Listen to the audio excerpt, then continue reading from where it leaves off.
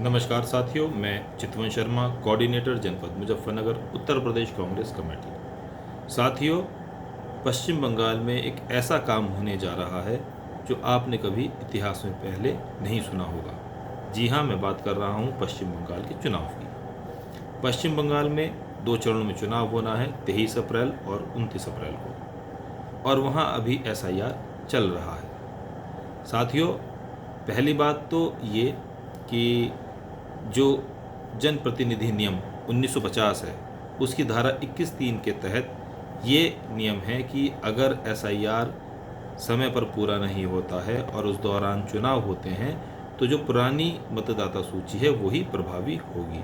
तो पहली बात तो ये कि जो जनप्रतिनिधि नियम 1950 है उसकी धारा 21(3) का उल्लंघन चुनाव आयोग क्यों कर रहा है। दूसरी बात, अभी पश्चिम बंगाल में 27 लाख वोटर विचाराधीन है, मतलब अटके हुए हैं कि वो वोटर हैं या नहीं हैं। चुनाव आयोग का कहना है कि ये तार्किक विसंगति के चलते विचाराधीन है। अब तार्किक विसंगति क्या होती है? जैसे कि मेरा नाम चितवन शर्मा है, अब इस चितवन की 2 स्पेलिंग होती हैं। कोई CHITWAN लिखता है, कोई CHIVAN लिखता है। तो जो V और W का अंतर है वो तार्किक विसंगति बताई गई है। और पश्चिम बंगाल में जो नाम होते हैं उसका जो उच्चारण होता है उसमें अक्सर जो स्पेलिंग्स हैं उसमें आपको अंतर दिखाई पड़ेगा। तो उस तार्किक विसंगति के चलते 27 लाख वोटर अधर में लटके हुए हैं कि वोटर हैं या नहीं हैं। तो जब 27 लाख वोटर विचाराधीन हैं तो चुनाव आयोग किस आधार पर पश्चिम बंगाल में चुनाव करा रहा है?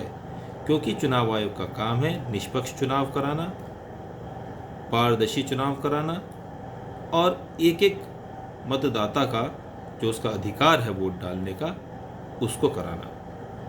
देखिए दोस्तों, जो वोट का अधिकार है यही वो एक अधिकार है जो अमीर से अमीर और गरीब से गरीब का फासला ख़त्म करता है। एक ही वोट का अधिकार अमीर का है, एक ही वोट का अधिकार गरीब का है, एक ही वोट का अधिकार अगड़े का है और एक ही वोट का अधिकार पिछड़े का है, एक ही वोट का अधिकार महिला का है और एक ही वोट का अधिकार पुरुष का है। मतलब ये एक ऐसा अधिकार है जो सबको एक समान सूची में, या मैं कहूँ तो समान लाइन में लाकर खड़ा करता है। और जो मेरा अधिकार है वोट डालने का वो चुनाव आयोग कैसे छीन सकता है?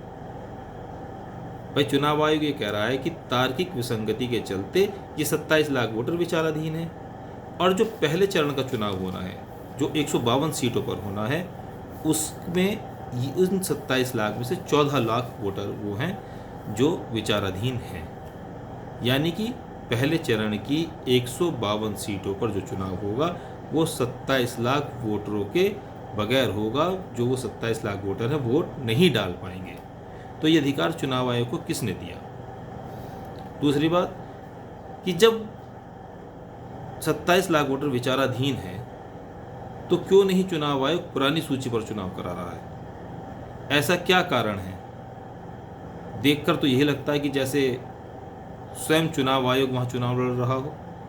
जैसे कि चुनाव आयोग की जो गतिविधियाँ पश्चिम बंगाल में देखने को सामने आ रही, तो ऐसा ही लग रहा है कि जैसे चुनाव आयोग खुद चुनाव लड़ रहा है। लेकिन ये लोकतंत्र की हत्या है, ये संविधान का उल्लंघन है, संविधान विरोधी कार्य है।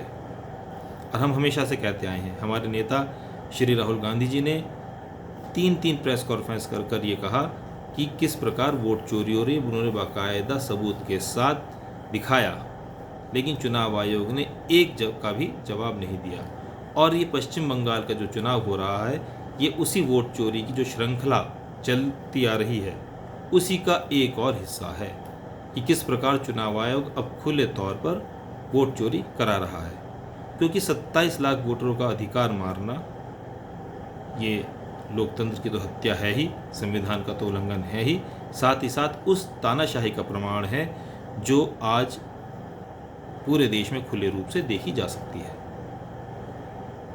मुझे एक बात बताइए, जब चुनाव आयोग ये कह रहा है कि 27 लाख वोटर विचाराधीन है, अर्थात चुनाव आयोग स्वयं मान रहा है कि 50% ये वोटर हैं, मतलब अभी विचार हो रहा है ना कि ये वोटर हैं या नहीं हैं, तो यानी कि 50% उम्मीद है कि ये वोटर हैं, तो क्यों नहीं चुनाव आयोग ने 50% का बेनिफिट ऑफ डाउट दे दिया?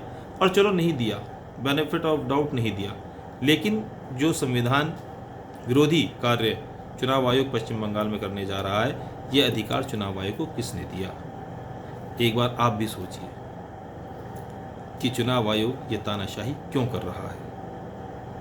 क्या उन 27 लाख वोटरों का अधिकार नहीं वोट डालने का?